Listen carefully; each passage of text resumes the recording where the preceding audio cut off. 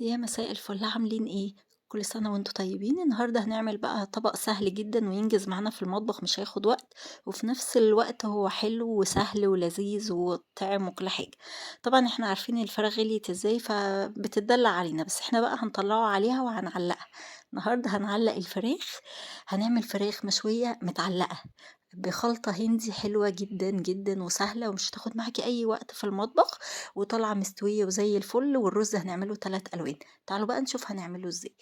أنا جِبت دبابيس الفراخ غسلتها كويس وصفيتها، وبعد كده جِبت التوابل بتاعتنا، ودي أهم حاجة عندنا. دي توابل جرام مصالة موجودة عند أي عطار، وملح وبهارات لحمة وفلفل أسود وكاري، والفلفل المجفف ده فلفل spicy مجفف، لو مش موجود ما فيش مشكلة.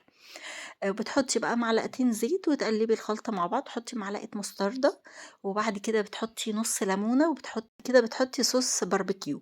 حلوة جدًا وسهلة، وممكن يعني بُصّي بتحبي حاجة زيادة تحطيها، بس صوص الباربيكيو حلو هيدّينا طعم الشوي. وتحطي بقى كل التوابل دي على الدبابيس. الدبابيس عندنا عاملين فيها فتحات صغيرة كده عشان تاخد من التتبيلة. ولازم تبيت ليلة على الأقل في التلاجة. بتجيبي بقى الشبكة بتاعة الفرن وتبتدي تحطي فيها الدبابيس كده. طبعًا هي نضيفة وزي الفل. الدبابيس مش هتحطيها بالطريقة دي، لأ إحنا هنقلبها وهتبقى متعلقة، ونحط تحتيها في الفرن صينية عشان أي حاجة تنزل ما تعملّناش دخان. بُصّوا قلبتها هي ماسكة ومتماسكة. بتحطيها على فرن تكون سخنة قبل ما تحطي فيها، وتكون حرارتها مش مرتفعة أوي عشان ما تتحرقش معاكِ وتكون لسه نية من جوّه. وهي بتستوي هنحط بقى حلة فيها زيت ومعلقة سمنة ونعمل رز. هنعمل رز بالخلطة. الخلطة بتاعته خلطة جاهزة من عند أي عطار، من أي سوبر ماركت. خلطة رز أو خلطة ريزو.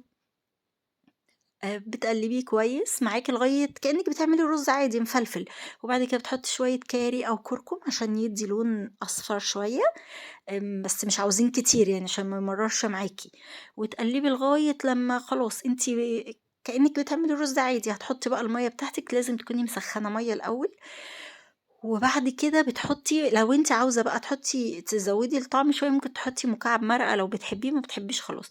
بتشوفي وتدوقي، تخلّي بالِك من الملح، لإن الخلطة دي بيبقى فيها ملح. أحيانًا بتحتاج ملح بسيط مش كتير.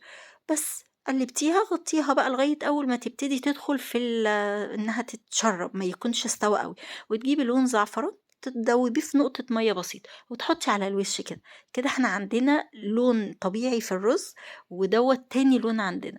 هتقلّبيه عشان يبتدي ياخد من الرز كلّه، ياخد نفس اللون. طبعًا هو مش معجّن، هو لسه ما استواش أصلًا، بس أنا باعمل كده عشان ياخد اللون يبقى أكتر شوية في حبّات الرز بتاعتنا.